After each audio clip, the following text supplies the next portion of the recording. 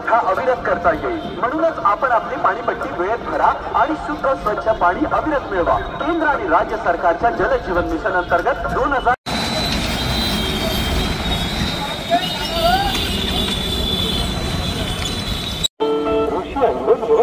सर्व कंपन्यांची आयुर्वेदिक औषधी, काष्ट औषधी, नाडी परीक्षण आणि वैद्यांचा सल्ला एकाच ठिकाणी।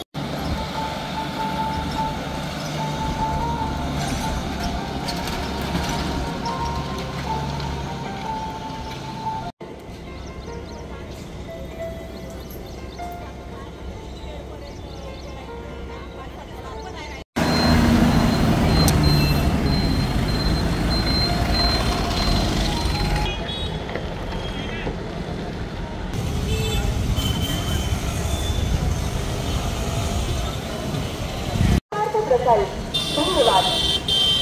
विद्यार्थी मित्रांनो, इकडे लक्ष द्या। विद्यार्थ्यांचा आत्मविश्वास योजनेच्या अधिवेशनासाठी वसतिगृहात प्रवेश घेण्यास पात्र असावा। विद्यार्थ्यांच्या पालकांचे वार्षिक उत्पन्न ₹2.5 लाख किंवा त्यापेक्षा कमी असावे।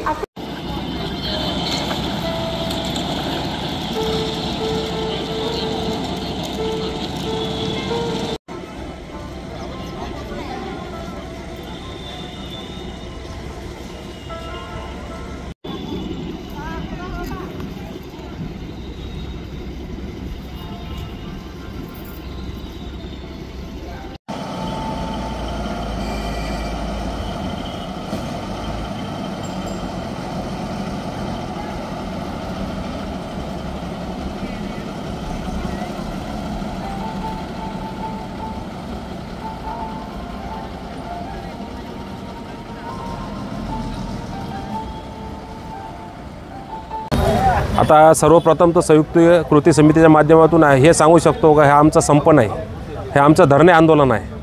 आणि धरणे आंदोलनाच्या माध्यमातून संयुक्त कृती समितीचं मागणं हे आहे की राज्य सरकारी कर्मचाऱ्याप्रमाणे आम्हाला वेतन मिळालं पाहिजे।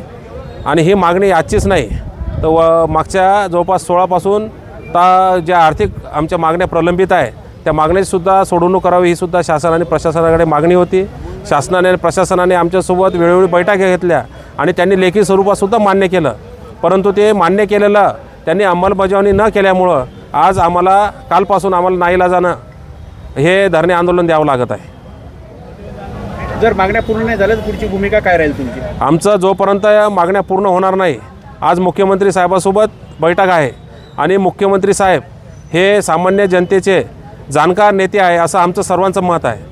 आणि आज संध्याकाळी जी बैठक आहे 7 वाजता सह्याद्री अतिथीगृहावर, त्या बैठकीत निश्चितच ते एस टी कामगाराला न्याय देतील आणि एक असे मुख्यमंत्री ठरतील का ज्यांनी एस टी कामगाराचं दुःख जाणून घेतलं आणि त्यांची प्रश्नांची सोडवणूक केलेली आहे असं आमचं सर्वांचं मत आहे।